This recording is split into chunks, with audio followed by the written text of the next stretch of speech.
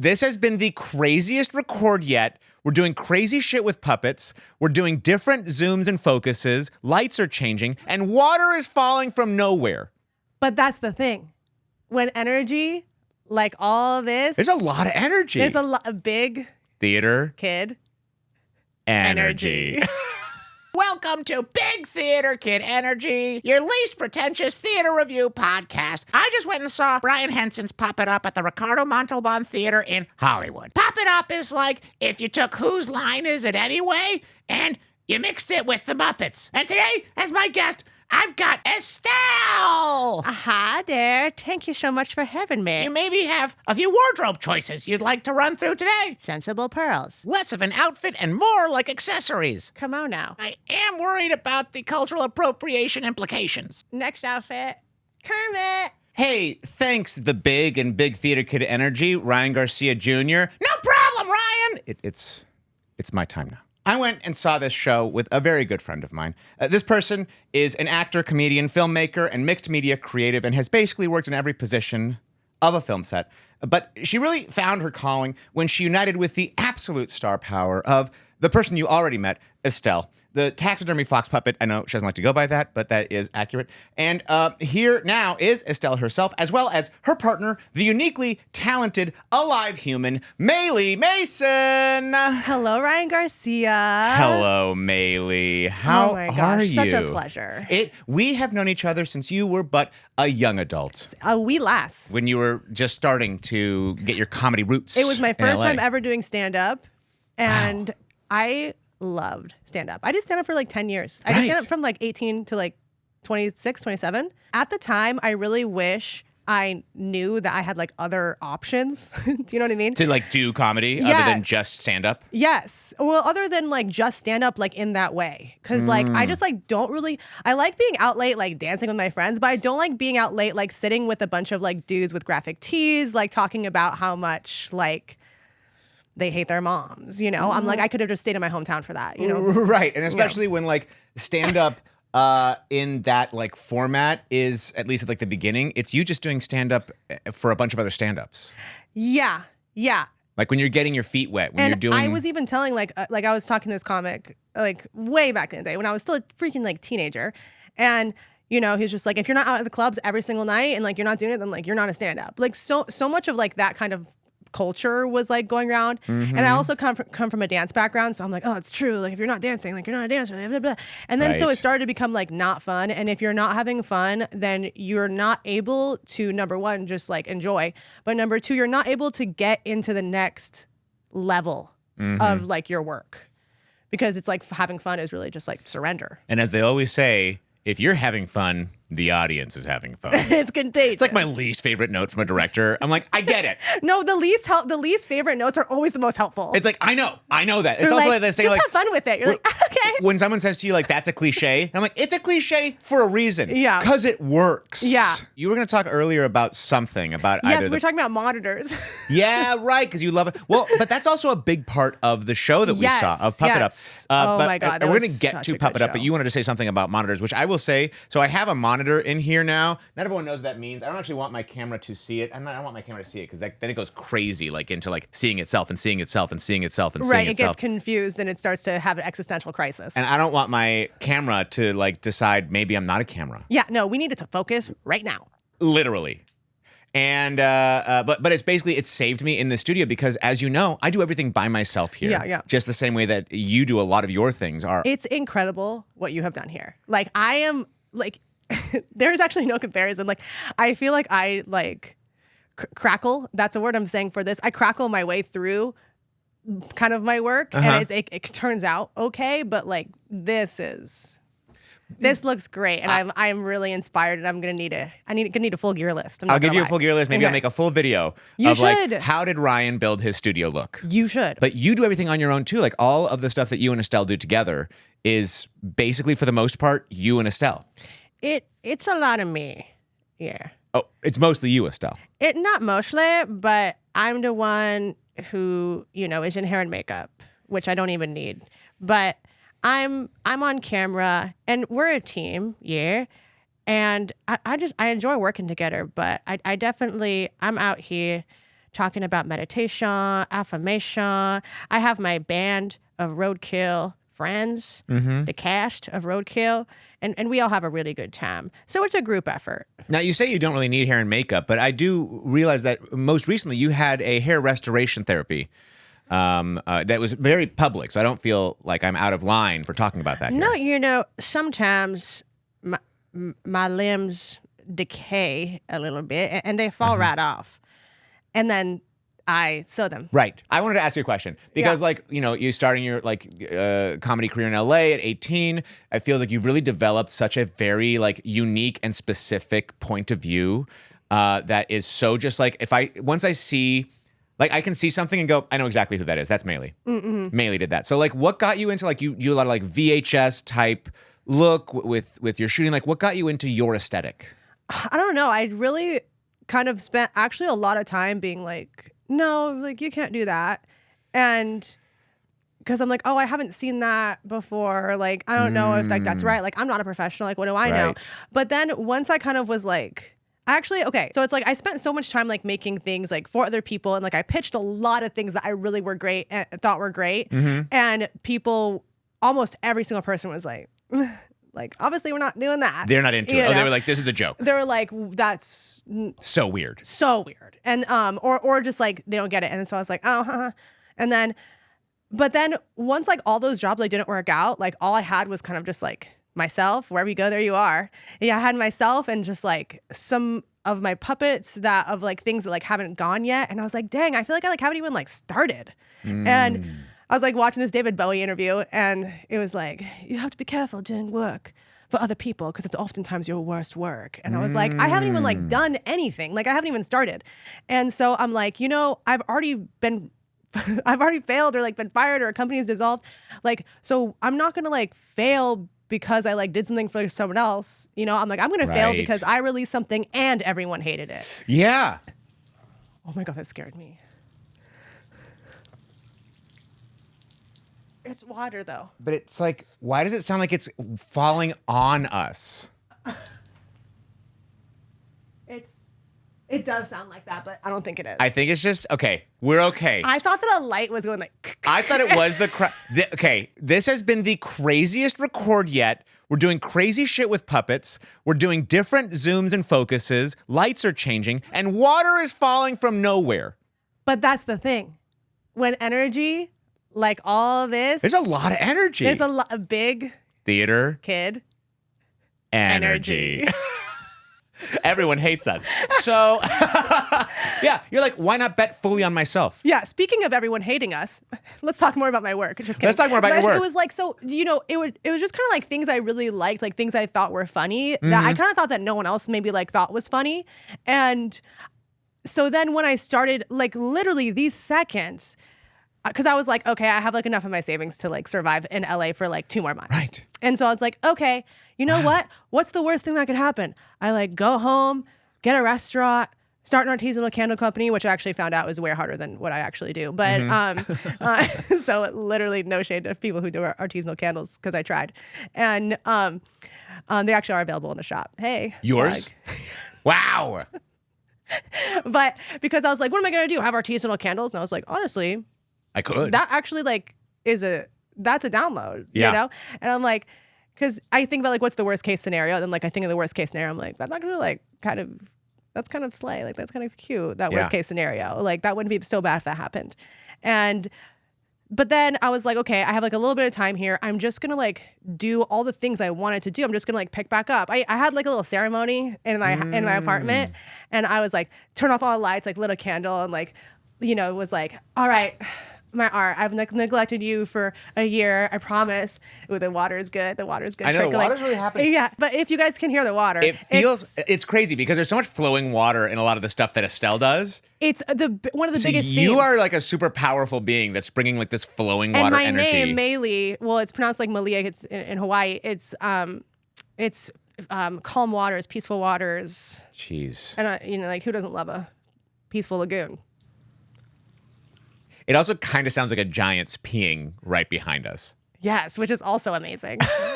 Look, Can you imagine if a giant was just taking a pee right behind us? Did you see the big giant Muppet that was in the lobby for Yes. Pup It Up? Yes. Like it seems like that guy is here right now, being like waiting for his chance to come on camera. A hard trickle. And he's just like, okay, 10-1 before I'm on camera. yeah, and he's like, hey, Muzzy, your mic is hot.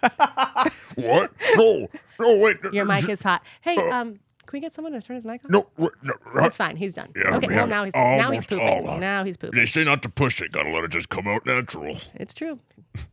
Gotta have a healthy colon. Anyway, let's talk about Brian Henson's Pup It Up, because I think what you're saying is so true, and I think it's going to align with what's happening here. The fact that you bet on yourself, the fact that you were like, yeah, because then I was like, okay, I'm just gonna like do what I want to do. Yeah. And then I'm like, I'll just put it on TikTok. I have no followers, so I can like fail in private. Yeah. And so I just shot us on the VHS, because that's the reason I shot on the VHS is because that's like the camera I have. That's the only camera I had. And I also know how to use it, and I feel like I always try to recreate like what it looks like, and so I'm just, it's like, why try to recreate it rather than just like use the actual format? I'm really good at like kind of like analog gear too, which I feel I didn't realize was kind of like a strength, like being able to like know how to like transport tape and like how to make it look crispy, Right. And so I was just like doing it for fun. I was like, I should just practice my puppetry because I was like working on this film about this person who brings her dead cat back to life. So I had Estelle fabricated. I designed her, had her fabricated. And I was like, I need to practice. And so I just filmed myself practicing. I put it on TikTok. I'm not even kidding, Ryan. Like the next morning, I woke up to go post another thing because I was like, obviously it has no views. I woke up to post another thing, and it was like completely viral. Wow. I think I got like 80,000 followers in like a day. And it's just betting on right. yourself. It's just like, I got a weird take that a lot of people don't like. Yeah, a people lot of are these disgusted people by. Well, no, these people like in power. Yeah. Right? Which, as you're also realizing, in power could also fail. Yeah. What is that power? It's bullshit. We actually like assign that power. Yeah. They don't actually own it. Or yeah, I'm like, technically, like, you hired me to like make your company like cool, right? And then you're saying I'm no. like, this is cool, and they're just like, just get in your bikini. Isn't it crazy? Yeah, sex sells. Isn't it crazy? I'm like, okay. I feel like I've heard that story so many times. Yeah. Of like, okay, we're a company, we don't really know how it works. We're hiring you, the creative, to make it cool. And the creative's like, great, I can actually help with that. And the company's like, well, but these are the parameters that the company has to abide by. Yeah, the Kool-Aid movie. Okay, well, yeah, exactly. Well, that actually assigns to why you wanted me, which was to make it something that's palatable, or like me. Yeah. That I can actually provide. You've actually stripped all of that away. Yeah, I'm very thankful I had like kind of corporate guidelines with a lot of things, because there's a lot of things about like social media and about like the ratio of how to release things and like how to make the real estate of your different pages like work for you. And when I say real estate, I mean like the ratio in which like the medium in which people are viewing your work, and like how it can be more entertaining. And so I was like already knew how to do all that stuff because I was like working for these kind of like, social media companies, and like everything did have to be like exactly perfect. Right. So then when I do my own like stuff that's really, really celebrating, not perfection, I can still create it in the professional way that people can consume it at like a big level. Because there is like a sense of like, I know how to look at internet. Yes, I know. And you want I know to make sure that knowledge that is inherent in every viewer, that actually matches, or like, oh, I know how to look at Malie's stuff. Yes. Because what she does matches how I like to look at internet. Yes. But then when I get into it, it is so uniquely you. Yes. Because I'm like, okay, well, I've like done a bunch of viral video content my whole life, like working for other companies. I know like by the time it kind of like comes back, like trends come around, it's kind of like not necessarily over, but in my opinion, I'm like, I don't really do trends because I like to make trends. Yeah. You be the trend. Yeah, I'm like, I follow want the to trend. make like cinema at all times. I'm also loving Two Tings. I think you've been doing that for a while now, but Two Tings is like one of my favorite. And what's so smart. People are obsessed with Two Tings. And the way that you introduce it exactly the same every time. I have never heard this sound in this garage in my life. I really want to know if it's picking up on these mics, because it's actually. Let's be quiet for a second.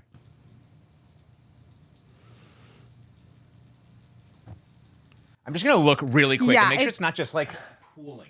I think, what is the saying? Like, it's coming from inside the house? Oh my god, it is. It is pooling. The sink is it the sink? Oh my god. Why is the sink doing this? Oh my god, it's fully Guys, okay, so it's fully flooding in the garage right now. I don't know why this is happening. You guys, when you get an entity like Estelle in here, like weird things happen, trust me. Oh my god. Oh my god, this is bad. All right, everybody. We're taking a brief intermission because there's a little flood back here. But that's what happens when older steel comes around. The abundance flows So gross. like the stream, I think the washing machine. sometimes in ways that we ain't prepared for. And that's art. I was today years old when I found out that you can vacuum water. Who would have thunk it? Are you okay? That's my question. I'm worried I about think you. I also tapped my camera. My shot's different. God damn it! God damn it! This is what then it takes to they go create your right. own stuff. You don't have. I don't have a crew. No. I don't have a crew that's like, hey, you don't even know what we handled while you all were in there doing stuff. No, I'm the crew. Yeah. I have to get the wet dry vac, the shop vac, and I have to suck all the gross gray soap water out of that sink that was trickling beautifully behind us. Mm-hmm. And we were doing so many fun bits with it. And now I'm great. First of all, you've never been sexier with that monologue. Thank you. And I really appreciate your dedication to your craft. I appreciate you fighting through that. That was a quick intermission. Yeah. This is where we'll put the ads. Okay, let's talk about Brian Henson's Puppet Up. Let's talk about it. Look, I need to tell you about Brian Henson really quick. Because Yes. there's some things that I hadn't fully put together until after actually having seen the show about Brian Henson. Mm-hmm. Well, obviously I knew Brian Henson was Jim Henson's son. Duh. There's also like the intro that Brian Henson does, gives you the full history of Puppet Up, gives you the full history of him, his parents, how they met, how the idea of the Muppets came to Jim Henson, how he was like, wow, the frame of a TV can actually be the frame of the like little theater that the puppets play in. That's your proscenium. Is actually the TV frame, and he designed his puppets. That was so cool to me. I had no idea. Yeah. He designed his puppets to match that kind of like curved edge version of the old TV sets to be, like we were saying, The real estate. pleasingly viewing. Yes, the real estate. Yes. Yes. I know that if I'm going to change things up. Well, I didn't even think about it like that. Like, but that's what you were yes. doing. Oh, totally. And one thing that I didn't fully know, one was that I knew Brian Henson was a great puppeteer. I didn't know he was a puppeteer in Labyrinth. Who was he in Labyrinth? I don't know. He operated puppets in Labyrinth, Oh my God. which is one of your inspirational movies. I'm going to see Labyrinth and Sinespia on the 29th. You should come. That'd be fun. You should totally come. I have a show. I'm in a show. I'm an actor. I don't know why I did this. I'm an actor and performer. Because it's hard. It comes from the heart. It comes from the heart, The babe. heart and the chest. And I'm sweating and my heart is beating because I'm alive right He's now. passionate and he's alive and he has a solid form. Thank you. And also Little Shop of Horrors. Big didn't know puppeteer and puppet master in that. I did not know that. Isn't that cool? Was And then he was Audrey too. I mean, I'm sure he was part of one of the operators. Did you know that that puppet couldn't move fast enough for the songs? Uh-huh. So they actually recorded everything in slow motion and then sped it up. So Rick Moranis is singing in slow motion to match the pace of the puppet, and then they speed it up later. Wow. It wasn't like, hey, can you make the puppet go faster? The puppet, they were like, it we do wasn't not have the possible. mechanics It to wasn't make the possible. puppet go faster. Yeah, I hear that on Audrey 2 build is one of the most like common yet insufferable builds for Like for the theaters for that do it. fabricators. That's what Yeah. I've heard. I have the biggest respect in the world for these fabricators. It's insane what they do. It's insane. But this is where I somehow forgot that he also directed The Muppet Christmas Carol and Muppet Treasure Island. Yes, yes. Muppet Christmas Carol being maybe my favorite Christmas movie One of the best of all time. Of all time. And one that I can never get my wife to watch. How come? She hates the Muppets. She hates the Muppets. She hates the Muppets. Well, she just doesn't like the Muppets. Well, she's Australian. Australians, she just doesn't have the nostalgia. They don't have it there. Australians have had to deal with poisonous reptiles their whole life. They don't have time for the Muppets. I'm glad she's not home right now. She actually went to Pittsburgh to visit a friend because I don't know if she could handle Estelle being in Very this Australian of her to do. Going to Pittsburgh to get away from a puppet. house. That's why she ran. That's why she ran. And you know what? She rigged the washer so it overflowed. She plugged so much paper towel in our sink. And the question is, who hurt you? Who hurt you, Kelly? Me? What did I do? It had to have been you. It had to have been me. Look, classically, it's the man. Classically, it's the husband. Where do we look first? Huh? The husband. God damn. I hope nobody uses this in the murder trial. This isn't evidence, right? You're like, by the way, I did that before I was even thinking about murdering someone. Fuck. No, dang it. Why do I keep saying murder? I should stop saying the word murder. Okay, look, I want to talk about the cast of this show because they were so unbelievable. Yes. Stove Shear, so good. The voices Stove was doing. Yes. Peggy Etra was a killer. Which one was she in it? I'll show you a picture of her.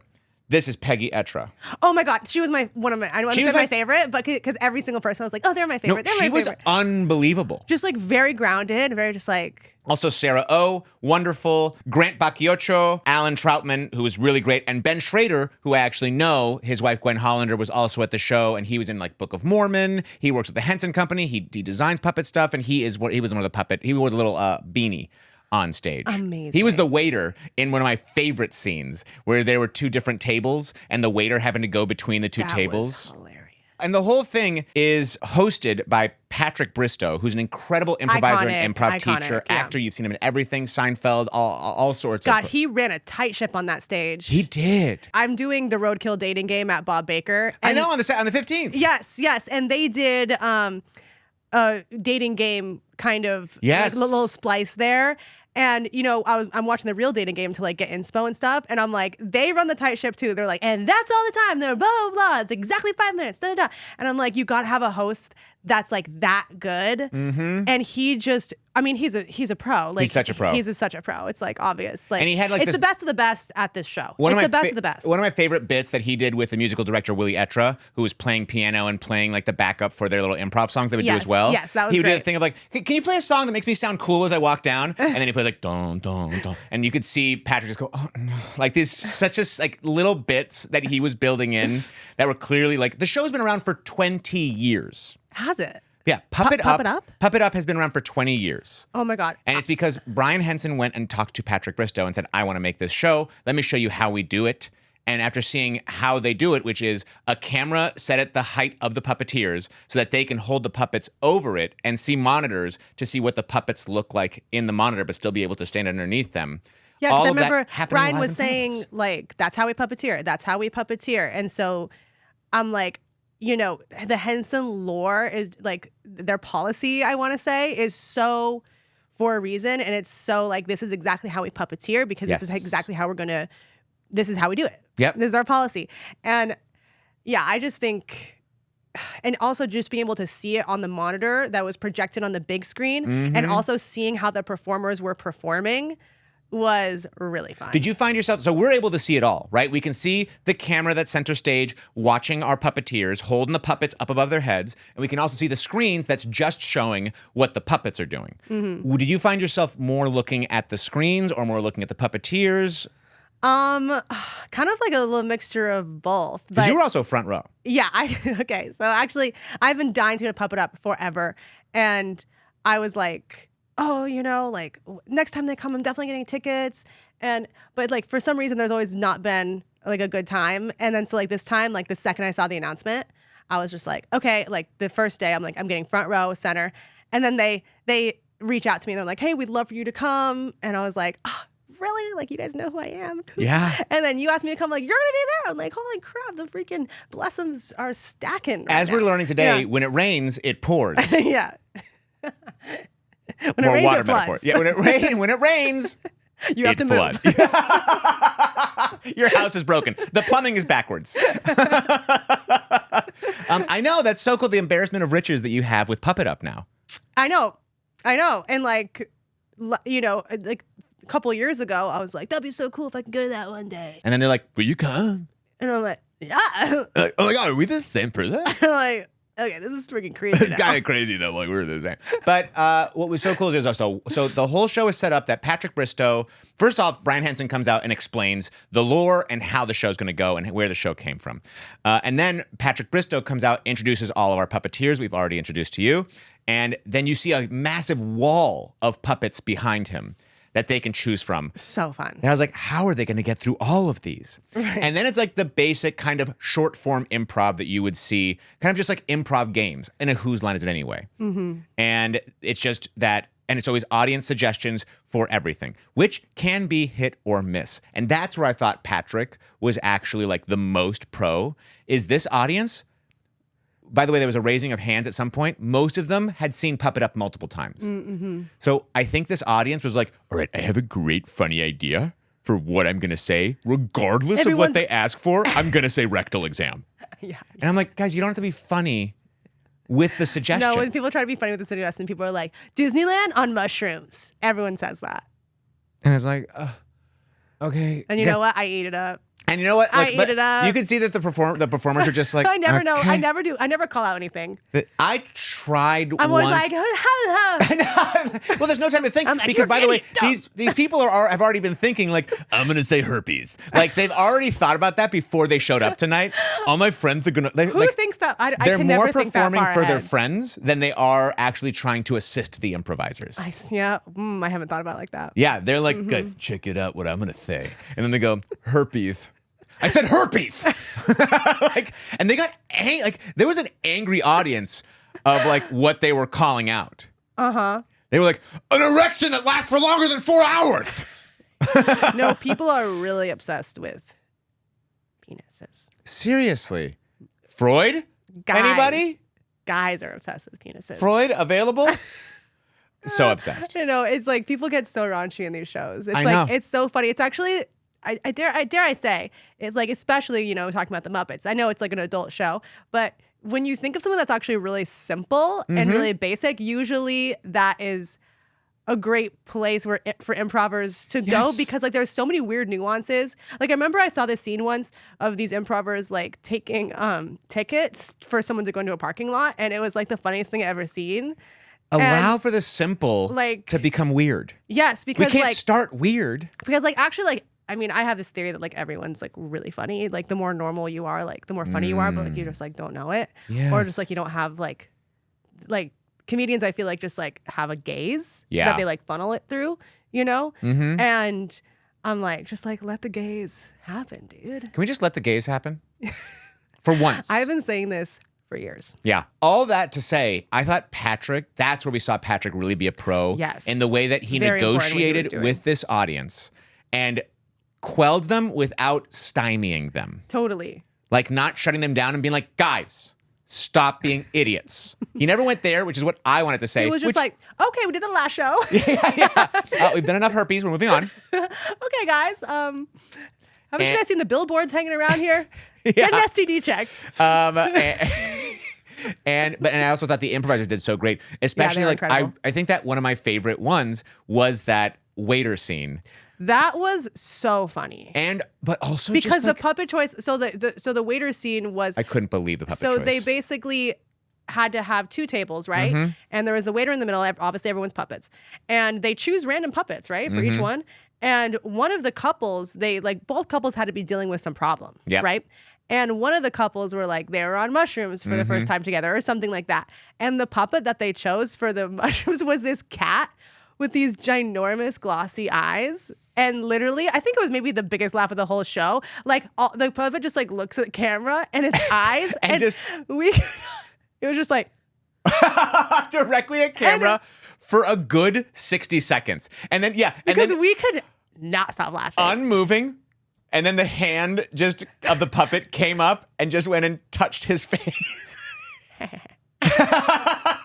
that your favorite part, Estelle? Yeah. And then also the way that they made movement happen in that scene. Yes. That was one of the parts that I like couldn't take I was like going back and forth from the screen of the puppets back down to the performers to be like, the screen is static, right? It's just the walls are there and they're so well coordinated at the people at the table still doing their action while they float Yeah. off camera, and the waiter being played by Ben was just bouncing as he ran to the other side, Right. staying in place. Totally.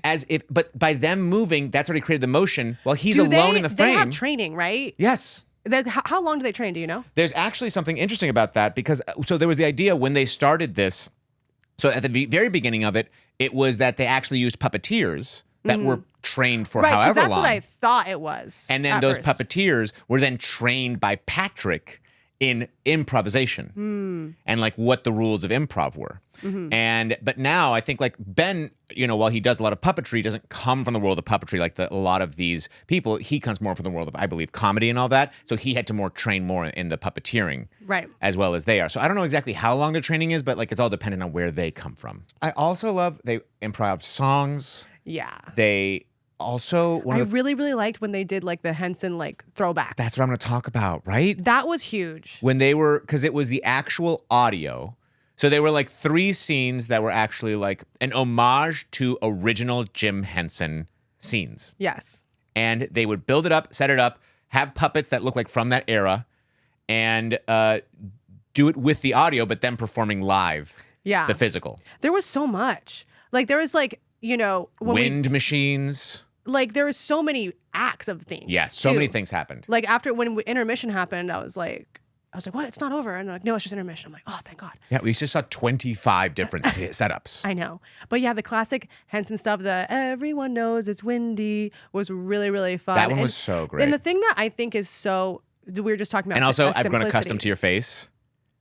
Yes. It's such a simple one where this woman's just singing to this cute little thing next to her, and then that thing starts to eat the skin off its own face and start to attack her. Yes. So funny. Yes. It's like, that's what kind of we're talking about with like the simplicity of like this humor.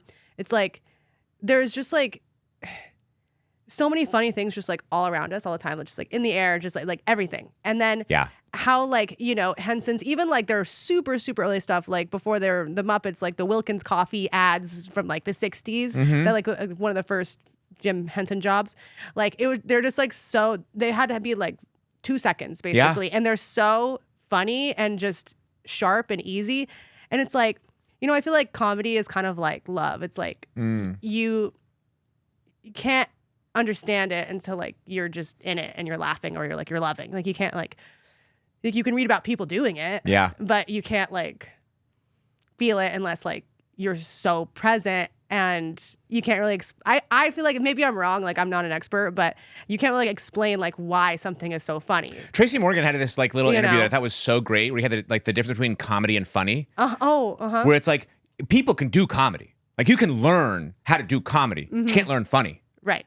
You're either funny or you're not funny. Like a funny person can just like look at this laptop and make this laptop funny. You know what I mean? They don't need all the bells and whistles or math of the rhythm and all that. They're just like funny inherently. And like the blowing, like in the windy one, like for context, it's like a classic looking Henson puppet singing like, who's creeping down from under the stairway? And like at first it's just like, it's already funny. Yeah, and then the two like how they're backup moving. singers. And then with the 2 backup singers. And then it starts to get really freaking windy. And then like their panties end up blowing off at some point, right? And so like, and then everyone blows away, but like unbeknownst to like the singer who's just like vibing. And I was just like, it's so simple. It's so simple. And what I love is that, Brian Henson is not just like, I'm going to take Muppets and make them lewd. Like, this is where Jim Henson started. Yes. He actually started before making Sesame Street, doing adult versions of puppets, so far as doing it for SNL, before then Sesame Street took off, and it became like, oh, this is like a thing for children. But the basis of it was adult humor with puppets. Yes. Which is genius. Yes. And also Brian Henson's work, he puppeteers at the end of the show. And he's so good in it too. And just like it's like I don't even know how to describe it other than just like you were just like watching a master at their craft work. When they brought up the woman Sarah, oh my God, that was one of my favorite parts. I mean, every second was my favorite part, but that was so funny because that's what I mean when I say like simplicity. Like everyone is funny. Everyone is funny. And so what Ryan's referring to is they bring someone up from the audience. Give them a puppet. And give them a puppet. and give them a scene. And luckily, this person had zero experience and did not want to be there. So it was really funny. Yeah, we already have the joke built in. Yeah, she only had like one word answers. So this puppet that was just like, yeah. and the one time that they said, you know, like the mouth didn't open, and then I went, oh, I just heard you in my head. Or like Brian Henson is like, okay, stand up. And she's like, because her arm keeps getting tired and coming down. Yeah. Stand up, honey. Or whenever the puppet would just be like looking off in the distance, and all the other puppets would just like join, and then the mouth would just go agape, and it was so simple. And the concept was she was supposed to be adopting a child. Yeah. And they're trying to figure out if she's worthy enough to take care of And a she's child. like, I don't want to. She's like, because it's like when you're not like, because she's never done puppetry I can before. so It's so see funny. why It's so people funny. see this show multiple times. Oh, totally. Because it's probably very different every single time. It's a brand new show every time. It's so fun. It's not like the fact that I'm getting guttural laughs off just a cat puppet with glassy wide eyes. Yeah. That I'm getting guttural laughs off a couple that's been together for 2 months. And they go up there and have to do this little bell dinging scene where was she starts really having funny. so much fun of just like calling. It's about their first date, and she's calling out of like, I bet you're still seeing other girls on Tinder. And it's like, ding, ding, correct, ding, ding. What was the concept of that again? They called a couple on stage and they asked them how long they were dating, and they're dating for only 2 months. And so they were going to reenact their first date with the puppets. And so if it was accurate, If the things that they did in the improv were correct, they rang a bell. ding. If they were incorrect, if that wasn't how it happened, they had the little Oh my gosh. That was really funny.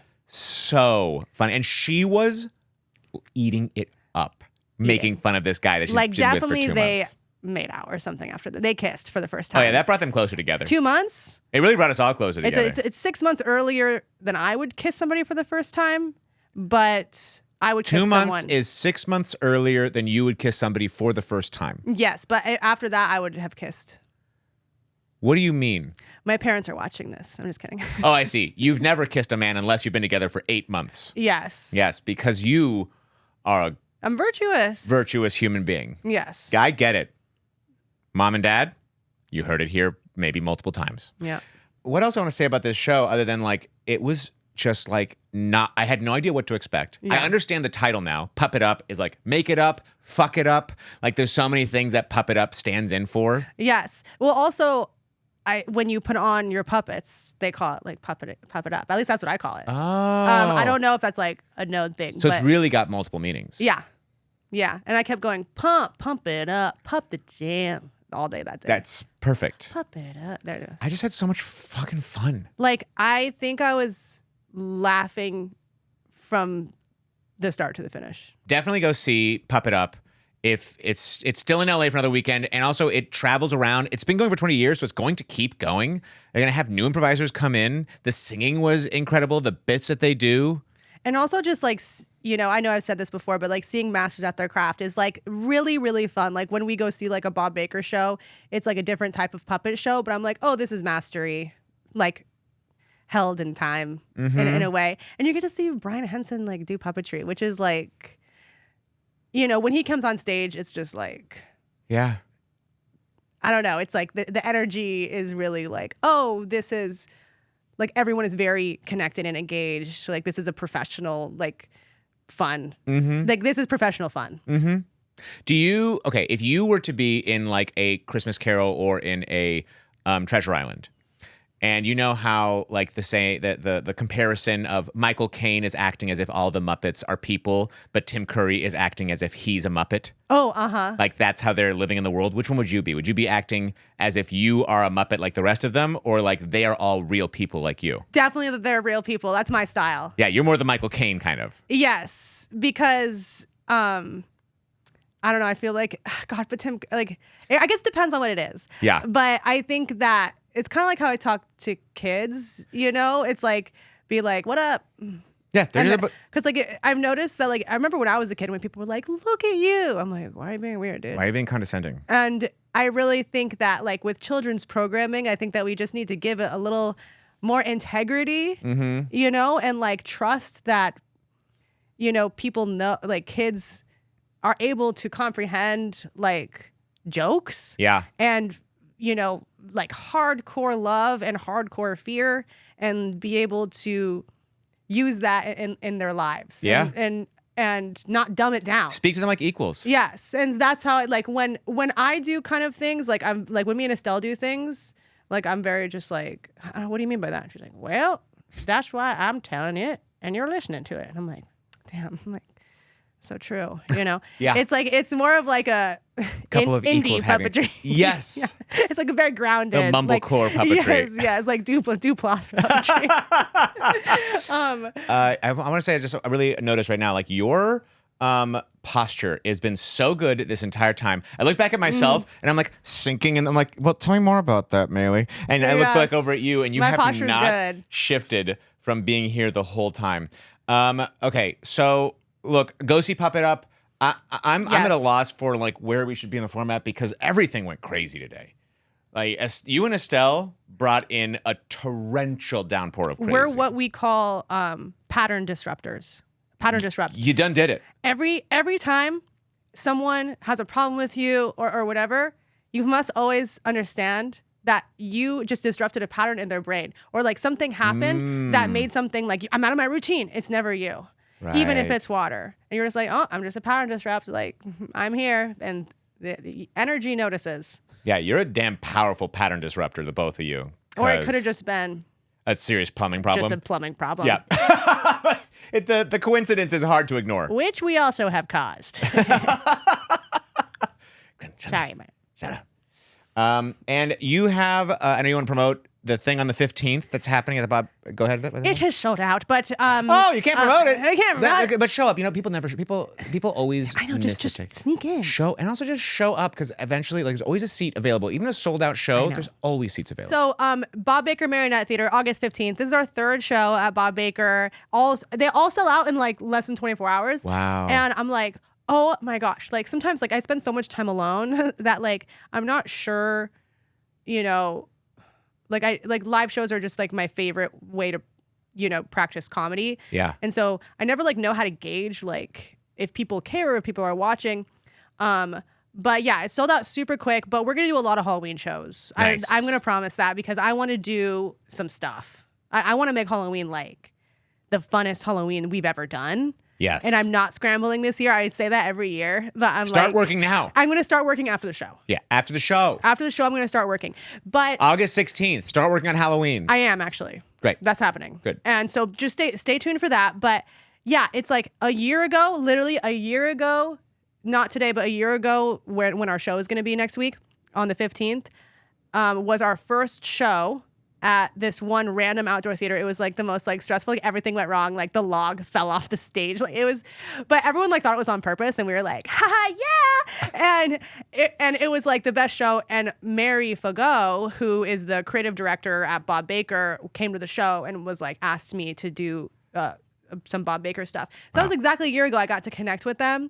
And now I've done 3 shows with them, and it's all like, talk about mastery. Like those people are so like the integrity that goes into Bob Baker's puppetry is absolutely incredible. And they do have the first new show in 40 years. It's called Choo Choo Review. It's incredible. And some of their Choo Choo Review cast members are going to be guests on our show. It's called Roadkill Dating Game. It's definitely the kookiest and we don't really like to do like too much raunchy stuff, but this one is. Sometimes it's just how it comes out. Yeah. And so, yeah, but we're going to do a lot of other shows. I love that. And where should they follow you to find out about those other shows? Yes, follow me at Roadkill, R0AD _kill_, and then on TikTok at The Malie Show. The Malie Show. Yes, at TikTok. And in YouTube. Roadkill, road_kill_. Remember that O is a 0. Remember that, my girlies. And Malie, my God, what a wild record this has been. I know. This has been incredible. We can take on anything the rest of the day brings us. Do you understand that? I do understand that. Do you understand? As long as the sink doesn't flood again, which I could handle, but I just don't want it. I just don't want to. You could handle it, though. I just don't want to. You can handle it with ease. Suck it up, just like you did. Suck it up, pop it up. Thank you all for watching Big Theater Kid Energy again. And as always, let me know any shows you want me to see, guests you want me to have on, or segments you want on the show. And make sure you go subscribe, like, follow, give a bunch of stars if stars are a thing that's available there. Write a review. Write a review. Yeah. Write something. Be creative. Write something about my show. And support local theater. Bye, Estelle. Bye. I love you so much. Love you so much. Bye, everybody. Bye, Malie. Bye, guys. We got Big Theater Kid energy. Look out, we project, we sing out, Louise. Never market, always go full out. John Patrick Shanley never had a doubt. Our voices are warm, then kicks are high. We've got perfect form. We say thank you, 5. Grab your prop, charge all the glow tape. Curtains going up. 5, 6, 7, 8. We got Big Theater Kid.